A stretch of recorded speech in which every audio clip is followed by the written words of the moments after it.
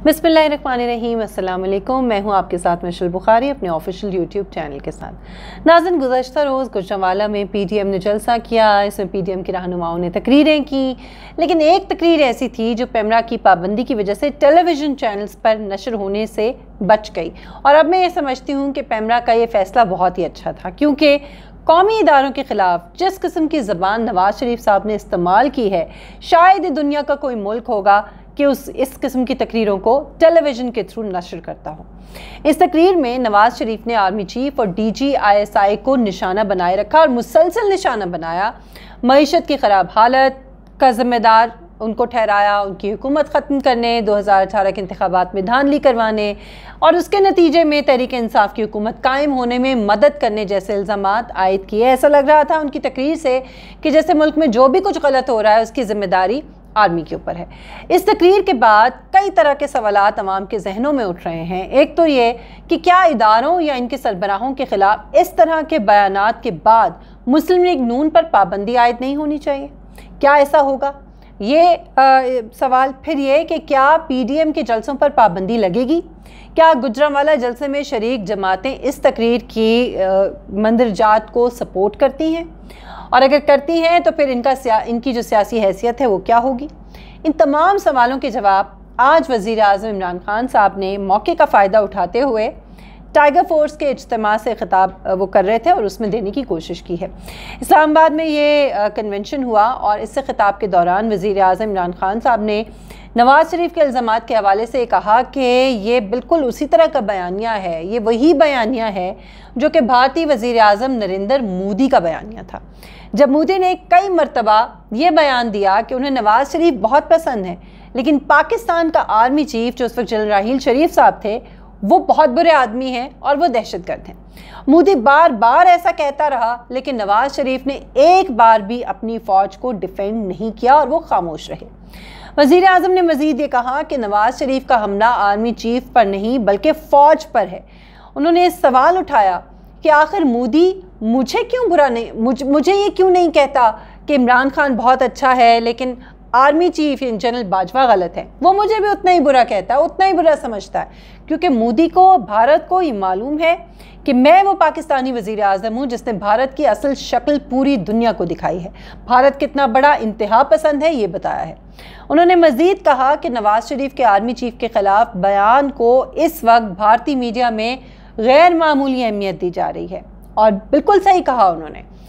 दरअसल नवाज़ शरीफ अपनी तकरीर से उनके मुताबिक अमेरिका में मौजूदा इसराइल और भारतीय जो लॉबी है उसकी तवज्जो हासिल करने के लिए, पाकिस्तानी इदारों में इंतशार फैलाने के लिए उनके सरबराहों के ख़िलाफ़ बयान दे रहा है।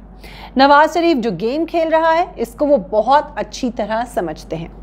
वज़ीर आज़म ने अपनी आज की इस तकरीर में जनरल कमर जावेद बाजवा के हवाले से बड़ी अच्छी बात की। उन्होंने कहा कि ये वो आर्मी चीफ हैं जिन्होंने हुकूमत की हर सतह पर मदद की, और सबसे ज़्यादा तकलीफ़ नवाज़ शरीफ साहब को ये है, और उनके सख्त अंदाज की वजह भी ये है कि इस वक्त हुकूमत और फ़ौज एक पेज में है। आज से मेरी पूरी कोशिश होगी कि मैं नवाज़ शरीफ को वापस मुल्क लाऊं, और आज एक काम वज़ीर आज़म ने बड़ा अच्छा किया। उन्होंने कहा कि अवाम को और ख़ुद नवाज़ शरीफ और बिलावल भुट्टो ज़रदारी को माजी की याद दिलाना बड़ा ज़रूरी है, और उन्होंने कोशिश भी की। उन्होंने याद दिलाया कि नवाज़ शरीफ जो गीदड़ की तरह दुम दबा के भाग गया, और आज जो शख्स आर्मी चीफ और DGISI के ख़िलाफ़ बढ़ बढ़ के बातें कर रहा है, ये शख्स है कौन? उन्होंने याद दिलाया कि वही शख्स है जो जनरल जिलानी के घर के ऊपर सरिया बनाते हुए वज़ीर आज़म बना, और ये वही शख्स है जो ज़ियाउल हक के जूते पॉलिश करते करते वज़ीर आला बना था। खान साहब ने मज़ीद ये कहा कि बेनज़ीर के ख़िलाफ़ नवाज़ शरीफ के सियासी इत्तेहाद IGI को खुफिया फंडिंग यानी मेहरान बैंक स्कैंडल किसने बनाया था वो भी आज उन्होंने याद दिलाया।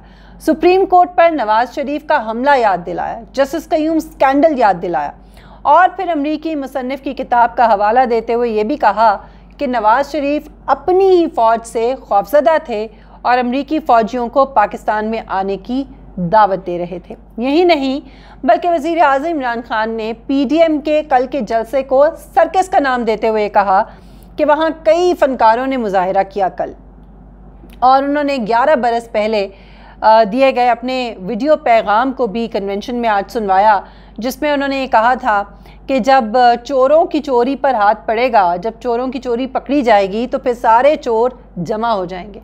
और आज उन्होंने ये कहा कि वही हो रहा है, आज सारे चोर इकट्ठे हो गए हैं।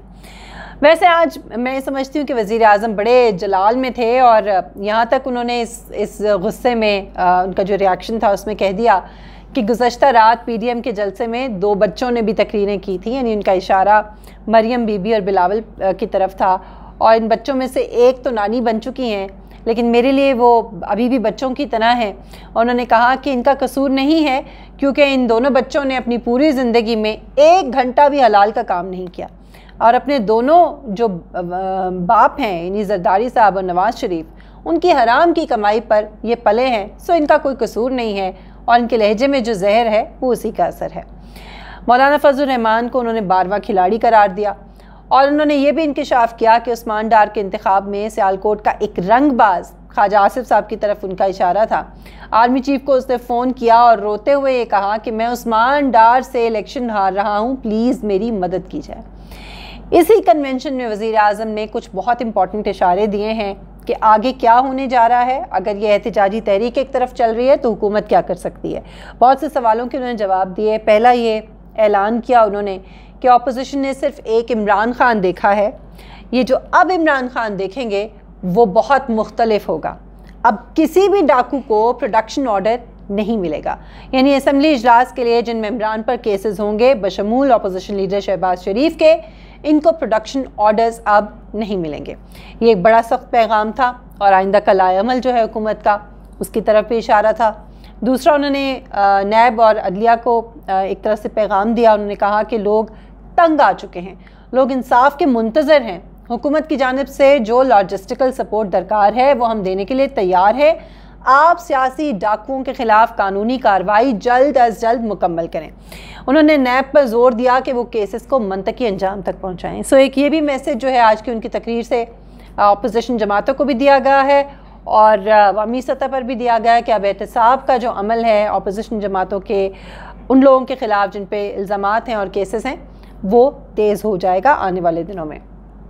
इसी तरह उन्होंने कहा कि किसी भी सियासी कैदी को VIP जेल नहीं मिलेगी अब, बल्कि आम जेल में रखेंगे, जहां आम शहरी रहता है, आम कोई कैदी रहता है, उसी तरह नवाज शरीफ को वापस लाके हम उसी तरह से रखेंगे जैसे किसी भी आम कैदी के साथ सलूक किया जाता है, वही सलूक किया जाएगा। कोई ख़ास सहूलियात जो हैं वो नहीं मिलेंगी। सो ये भी आज उन्होंने बावर कराया अपोजिशन को।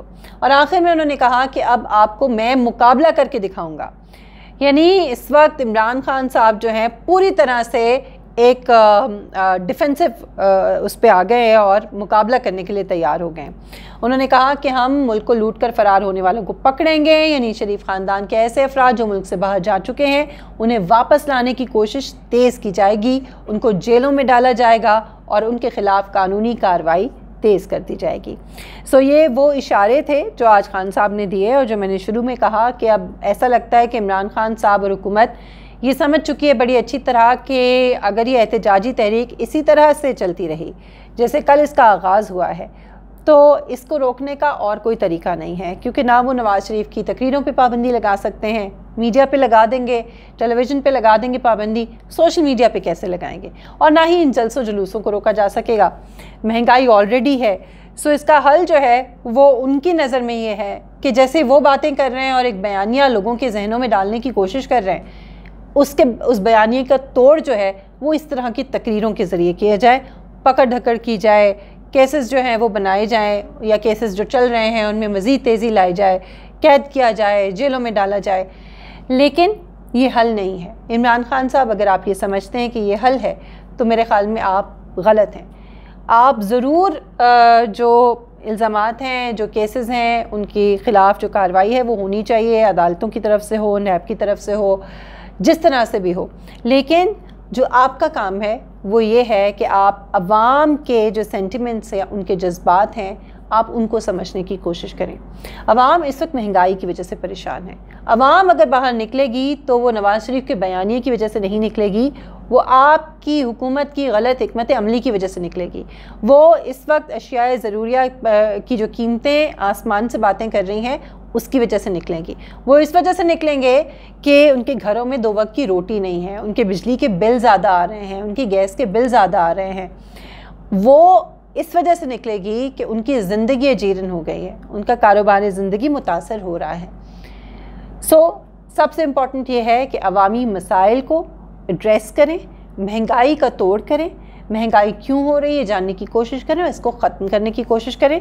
अगर अवाम आपसे खुश है तो मेरा नहीं ख्याल कि किसी भी बयानिए को कामयाब किया जा सकता है, चाहे वो फ़ौज के ख़िलाफ़ हो, वो आपके ख़िलाफ़ हो, वो झूठ हो या वो सच हो। लेकिन अगर अवाम मुश्किल में होगी तो शायद नवाज शरीफ के झूठे बयानिए में भी वो आ जाएं और उनको मोबिलाइज़ करने में अपोजिशन जमातें कामयाब हो जाएं। और अगर ऐसा हो जाता है तो जाहिर है कि आपकी हुकूमत के लिए और आपके लिए मुश्किलात पैदा हो सकती हैं। इसी मैसेज के साथ अब तक के लिए इतना ही। अगर आपको मेरी वीडियो पसंद आई हो तो इसे लाइक करें, शेयर करें, और अगर अभी तक आपने मेरे चैनल को सब्सक्राइब नहीं किया तो चैनल को सब्सक्राइब करें, बेल आइकन को प्रेस करें ताकि मेरी वीडियोस आप तक पहुंचती रहें। अपना बहुत ख्याल रखिएगा, फीडबैक ज़रूर दीजिएगा कमेंट सेक्शन में कमेंट करके। इंशाल्लाह नेक्स्ट वीडियो में आपसे मुलाकात होगी। अल्लाह हाफिज़। फाइनली